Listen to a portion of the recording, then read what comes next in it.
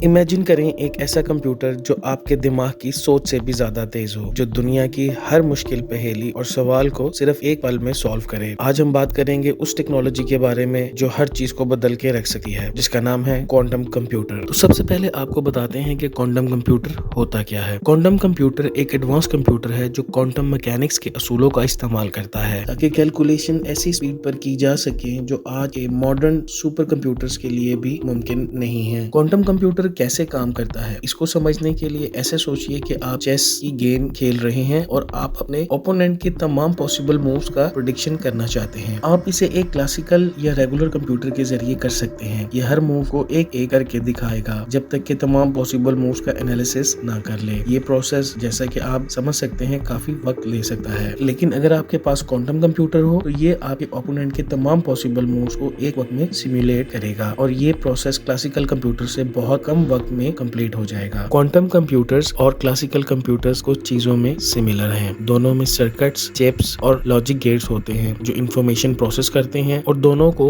Algorithms के जरिए operate किया जाता है। क्वांटम कंप्यूटर्स हमारी जिंदगी की सबसे इम्पोर्टेंट, सबसे खतरनाक और सबसे अनप्रेडिक्टेबल यानी कि गैर मुतवक्का इजाद बन सकती है। ये तीनों चीजें एक साथ भी हो सकती हैं। ये बात हम कभी कभी सुनते हैं, ये फ्यूचरिस्टिक और क्यास इराई भी लगती है, लेकिन हकीकत ये है कि क्वांटम कंप्यूटर असल में मौजूद हैं। ये अभी एग्जिस्ट करते हैं और ये हमारी रोजाना की जिंदगी का बड़ा हिस्सा बनने वाले हैं। आपको फिजिक्सदान होने की जरूरत नहीं है क्वांटम मशीन्स की इंपॉर्टेंस समझने के लिए, जो दुनिया को बदलने वाली है। ठीक है, मार्वल के आयरन मैन की फिजिक्स थोड़ी क्वेश्चनेबल है। यहाँ ये याद रखना जरूरी है जब हम क्वांटम कंप्यूटिंग को समझने जा रहे हैं। एक चीज जो प्रोफेसर पेन सही कहता है वो ये है कि जितना स्केल छोटा होता जाता है, फिजिक्स के रूल उतने ही अजीब होते जाते हैं। आपने शायद क्वांटम कंप्यूटर पहले देखा हो। ये थोड़ा अजीब लगता है, जैसे एक गोल्डन शैंडेलियर यानी कि फानूस और एक बड़ा ऑक्टोपस का मिक्स हो। लेकिन ये सिर्फ इसलिए है क्योंकि हमारी सोच अभी तक रिस्ट्रिक्ट है। ये चीज भी एक कंप्यूटर है, पहला कंप्यूटर। असल में ये मेडिटेरियन समंदर के नीचे मिला था और ये एंशिएंट ग्रीस से ताल्लुक रखता है। इसे एंटीकैथीरा मैकेनिज्म कहा जाता है। ये सूरज, चांद और जमीन की मूवमेंट प्रेडिक्ट करने के लिए इस्तेमाल होता था। ये बहुत सदियों पहले एक सोलर एक्लिप्स को प्रेडिक्ट कर सकता था, बिल्कुल ऐसे ही जैसे आज हम कर सकते हैं। और ये कंप्यूटर भी अजीब लगता है, मगर ये जो गोल्डन मैकेनिज्म आप देख रहे हैं ये सिर्फ आर्टिस्टिक रिक्रिएशन है। असल आर्टिफैक्ट एक पुराना पत्थर है जो समंदर के कचरे से ढका हुआ है। कैलकुलेशन मशीन्स इंसानी तारीख में बहुत से तरीकों से मौजूद रही हैं, इसलिए क्वांटम कंप्यूटर सिर्फ एक स्टेप लगता है, लेकिन असल में ये बहुत अलग चीज है। आजकल के मॉडर्न कंप्यूटर बिट्स पे काम करते हैं। बिट एक छोटी सी यूनिट होती है जो किसी भी कंप्यूटर का बेसिक डाटा प्रोसेस और स्टोर करने का तरीका होता है। बिट्स हर डिजिटल इंफॉर्मेशन का बिल्डिंग ब्लॉक होती है जो आपने शायद अभी देखी या एक्सपीरियंस की हो। एक बिट सिर्फ दो स्टेट्स में होती है, जैसे कि एक स्विच। इस वजह से कहते हैं कि कंप्यूटर्स बाइनरी लैंग्वेज बोलते हैं। हर बिट का स्टेट एक 1 या 0 होता है। ये ऑन या ऑफ भी हो सकता है, अप या डाउन, लेफ्ट या राइट। बस हर बिट सिर्फ दो पॉसिबल वैल्यू होल्ड करता है। ये है बाइनरी कंप्यूटिंग। एक बिट का फिजिकल फॉर्म एक ट्रांजिस्टर होता है। ये एक छोटा इलेक्ट्रॉनिक स्विच होता है जो सिर्फ दो स्टेट्स में होता है, ऑन और ऑफ। जितने ज्यादा ट्रांजिस्टर उतनी ज्यादा प्रोसेसिंग पावर। पहले के कंप्यूटर सिर्फ कुछ ही ट्रांजिस्टर यूज करते थे, जैसे 1960 का एक कैलकुलेटर सिर्फ 250 ट्रांजिस्टर पे चलता था। आज का एक आईफोन अपने मेन प्रोसेसर चिप में 19 बिलियन ट्रांजिस्टर यूज करता है। इस लेवल तक पहुंचने के लिए ट्रांजिस्टर को हमने इतना छोटा बना दिया है कि उनका साइज सिर्फ 3 नैनोमीटर्स रह गया है। एक इंसान की डीएनए की वेट सिर्फ 2.5 नैनोमीटर्स होती है और अगले कुछ सालों में ट्रांजिस्टर सिर्फ 1 नैनोमीटर तक छोटे हो सकते हैं। मगर ट्रांजिस्टर चाहे जितने भी छोटे हो जाएं, ट्रांजिस्टर्स की लिमिटेशंस ये है कि ये सिर्फ दो स्टेट्स में होते हैं। क्वांटम कंप्यूटर इस प्रॉब्लम का सॉल्यूशन देते हैं। ये एक नए तरीके का डाटा यूनिट यूज करते हैं जिसे क्यूबिट कहा जाता है। ये बहुत अजीब चीज है क्योंकि क्यूबिट भी 1 और 0 को रिप्रेजेंट करते हैं, मगर साथ ही दोनों स्टेट्स को एक ही वक्त में होल्ड भी कर सकते हैं। एक क्यूबिट का फिजिकल फॉर्म सबोमेटिक पार्टिकल्स के स्पिन स्टेट को मैनिपुलेट करने से होता है। या तो प्रोटॉन या इलेक्ट्रॉन का स्पिन अप और डाउन होता है या लेफ्ट और राइट। ये दो स्टेट्स बाइनरी बिट्स जैसी होती हैं, मगर क्वांटम मैकेनिक्स की वजह से ये सबोमेटिक पार्टिकल्स एक ही वक्त में मल्टीपल स्टेट्स में मौजूद हो सकते हैं। चीजें चाहे जितनी ही छोटी हों, उनके कवानीन उतने ही अजीब होते हैं। अगर आप दो बिट्स को मिलाएंगे, हम जानते हैं कि हर बिट या तो 1 या 0 को रिप्रेजेंट करेगा, इसलिए कॉम्बिनेशन कुछ भी हो हमारे पास दो बिट्स की ही इंफॉर्मेशन होगी। लेकिन हम जो दो क्यूबिट को मिलाते हैं, हमारे पास 4 बिट्स के बराबर इंफॉर्मेशन आ जाती है। ये इसलिए कि अब 1 और 0 के 4 मुमकिन कॉम्बिनेशंस होते हैं, क्योंकि हर एक क्यूबिट दोनों वैल्यू यानी कि 1 और 0 जीरो एक ही वक्त में हो सकता है, इसलिए सिर्फ 1 और 0 की बजाय एक ही वक्त में पेयर 0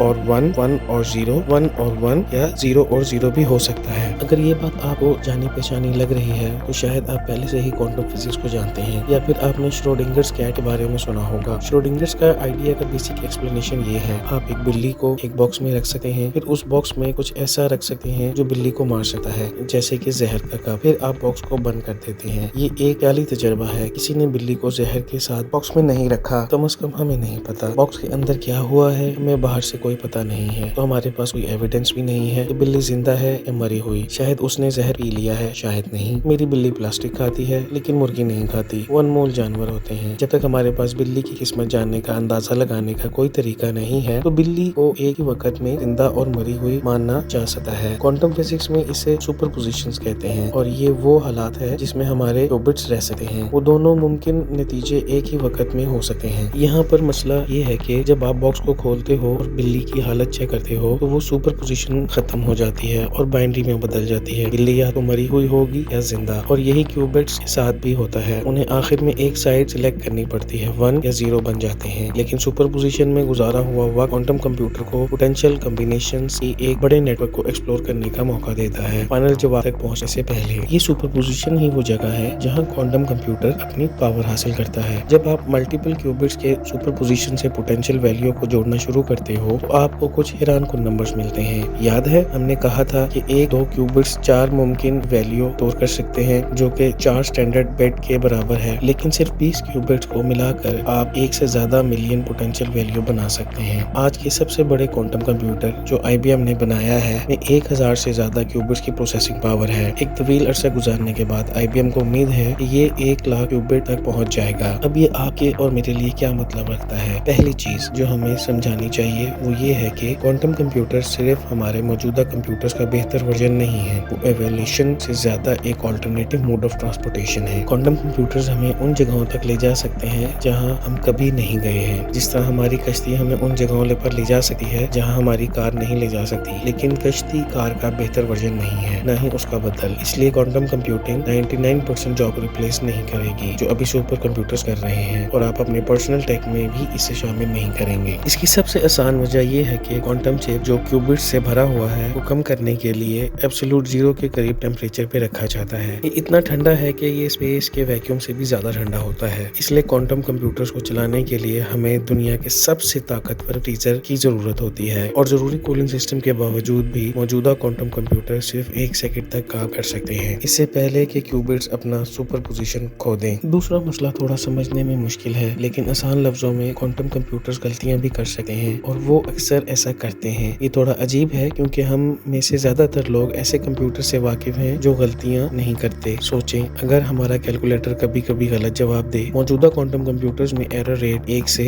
100 के दरमियान होता है और बेहतरीन हालात में 1000 में 1। ये कहा गया है कि क्वांटम कंप्यूटर्स को ट्रूली प्रैक्टिकल बनाने के लिए एरर रेट को कम से कम 1 in 1 मिलियन तक कम करना होगा। ये क्यूबिट्स और उनके सुपरपोजिशन की फितरत की वजह है। हर क्यूबिट अपने आप में फितरी तौर पर अनस्टेबल है, और जब आप मल्टीपल क्यूबिट्स को मिलाते हैं तो वो इंस्टेबिलिटी और भी बढ़ जाती है। इसका मतलब ये है कि जितना ज्यादा कैपेबल हमारा क्वांटम कंप्यूटर होगा उतना ही ज्यादा गलती करने का चांस होगा। बड़ी ताकत और पावर के साथ बड़ी इंस्टेबिलिटी आती है, लेकिन इस अनप्रेडिक्टेबिलिटी को देखते हुए भी मौजूदा क्वांटम कंप्यूटर्स मैथ के मसाइल को चंद सेकंड्स में हल कर सकते हैं, जिन्हें कन्वेंशनल कंप्यूटर 1000 साल में हल करते हैं। ये असल में एक बड़ा मसला भी बन सकता है, लेकिन क्या हमें इसकी फिक्र करनी चाहिए? जरूरी नहीं है कि हर आईफोन यूजर को ये ऐलान याद हो, लेकिन फरवरी 2024 में एप्पल ने कहा था कि iMessage को पोस्ट क्वांटम सिक्योरिटी के साथ अपग्रेड किया गया है। इसका मतलब ये है कि एक सोफिस्टिकेटेड क्वांटम कंप्यूटर अटैक भी हमारे iMessage अकाउंट को ब्रूट फोर्स हैक नहीं कर सकता है। ये एक अच्छी खबर है, लेकिन ये भी जाहिर करता है कि एप्पल को क्वांटम हैकिंग की पोटेंशियल का इतना खौफ है कि उन्होंने इसे बहुत सीरियस लिया है, और एप्पल इस वक्त क्वांटम सेफ एनक्रिप्शन की तरफ इस रन